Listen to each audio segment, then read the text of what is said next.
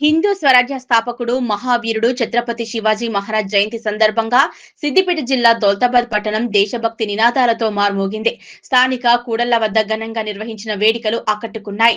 హిందూ సామ్రాజ్య స్థాపకుడు యోధులలో యోధుడు అయిన ఛత్రపతి శివాజీ మహారాజ్ జయంతి సందర్భంగా దౌలతాబాద్ పట్టణ కేంద్రంలోని ప్రధాన కూడళ్ల వద్ద ఆర్ఎస్ఎస్, బజరంగ్ దళ్ మరియు అనుబంధ సంస్థల ఆధ్వర్యంలో వేడుకలు నిర్వహించారు.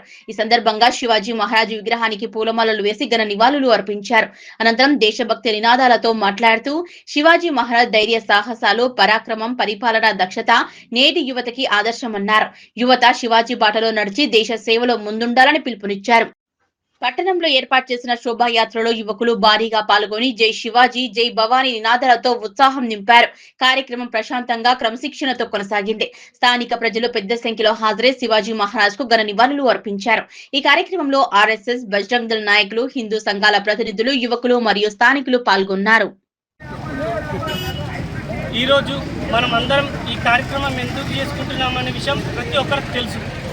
ఎందుకంటే కొన్ని వందల సంవత్సరాల కిందట 1630 ఫిబ్రవరి 19వ తారీఖు ఈ ప్రపంచానికి, ముఖ్యంగా మన దేశానికి ఒక అద్భుతమైన వజ్రం ఉదయించింది. ఇది ప్రతి భారతీయుడు గర్వించదగ్గ రోజు. ఎందుకంటే ప్రతి తల్లి తన కొడుకు సంపాదన కావాలి, లేకపోతే సంతానం పెరగాలి అని మాత్రమే ఆశపడుతుంది. కానీ ఈ దేశంలో ఏ తల్లి కూడా కోరుకొని ఒక అద్భుతమైన కోరిక జీజీ అమ్మత కోరుకుంది. తన కడుపులో శివాజీ భగవంతుని అంశ పుట్టాలని కోరుకుంది. అట్లాంటి అంశనే శివాజీ మహారాజ్గా జన్మించారు. అప్పటి వరకు దేశం పరాయి వాళ్ళ పాలనలో ఉంటూ ఈ దేశం ఎప్పటికీ హిందూ సామ్రాజ్యంగా విలసిల్లది అని అందరూ కుంగిపోతున్న దశలో ఈ దేశంలో ఉదయించిన మహావీరుడు ఛత్రపతి శివాజీ మహారాజ్. లేదు ఆయన కంటే ముందు మరి పుట్టలేదంటే ఎంతోమంది వీరులు పుట్టారు.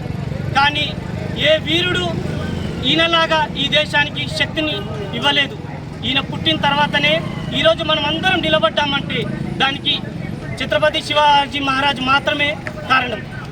ఎందుకంటే అఖండ భారతమైన కాశ్మీర్ నుంచి కన్యాకుమారి, అటక్ నుంచి కటక్ వరకు విదేశీ పాలనలో ఉంది.